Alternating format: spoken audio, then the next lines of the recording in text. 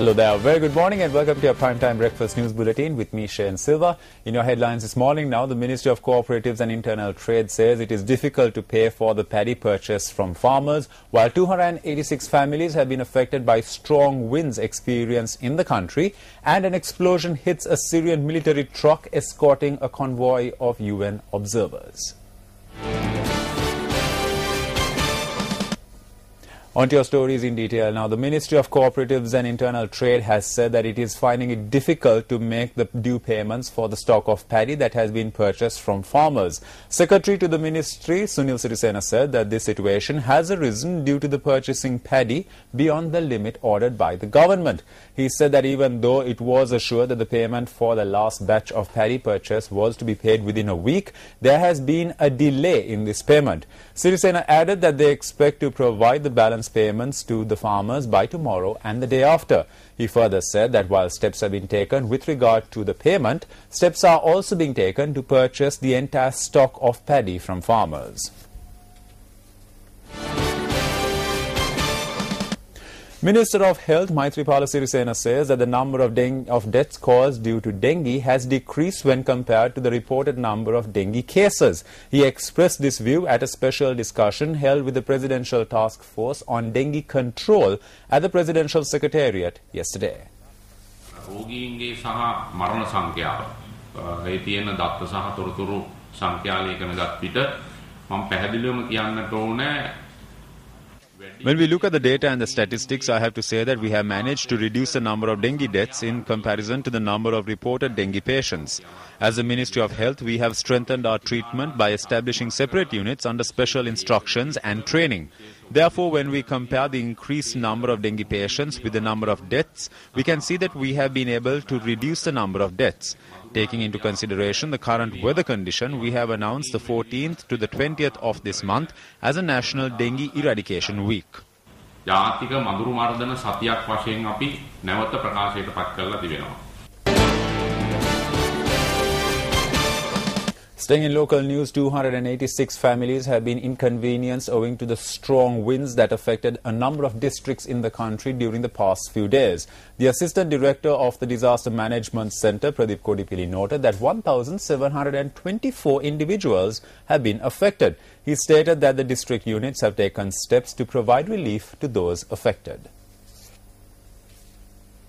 Areas including Bibila, Madagama, Siembalandu and Ampara were affected by the strong winds. The Assistant Director of the Disaster Management Centre, Pradeep Kodipili, said that number of houses in Polonnaruwa, Mullathiyuv, Vavuniya, Batiklo, Ampara, Ratnapura and Monaragala districts have been damaged owing to the strong winds. He noted that 786 houses had been partially damaged, while 67 houses had been destroyed.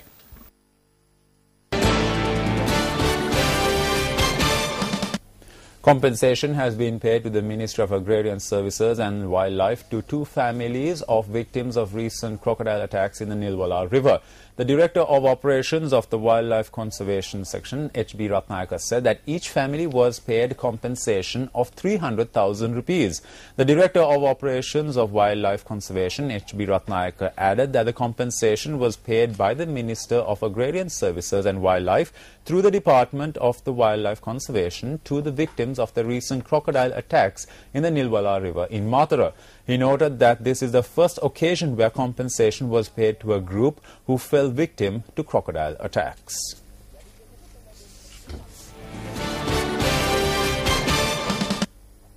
A large extent of paddy land has been destroyed in a Vanatha-Villua area in Putlam owing to wild elephants. Area residents state that a herd of approximately 10 elephants are roaming in the area and causing much damage to crops and plantations.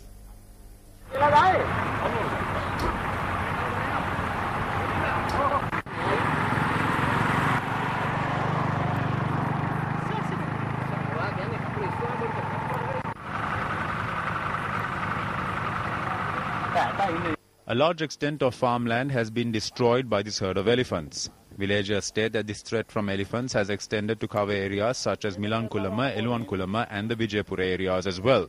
They state that they have to expend a large amount of energy as a result to protect their crops.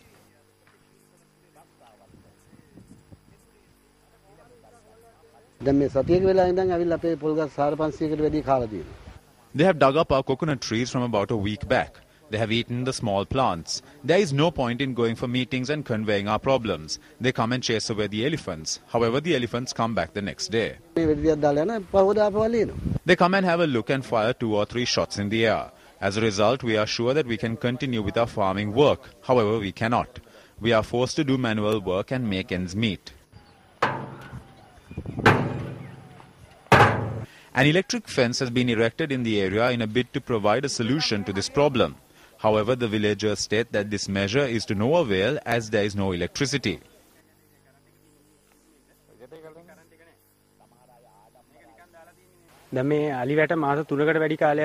It's been over 3 months now since the electric fence stopped working.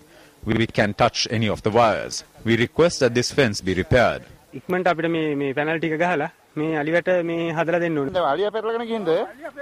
When we made inquiries from the Karuwala Wildlife Office, we were informed by the officials that the electric fence should be maintained by the area residents. However, they added that they are taking steps to curtail the threat from wild elephants in the area soon.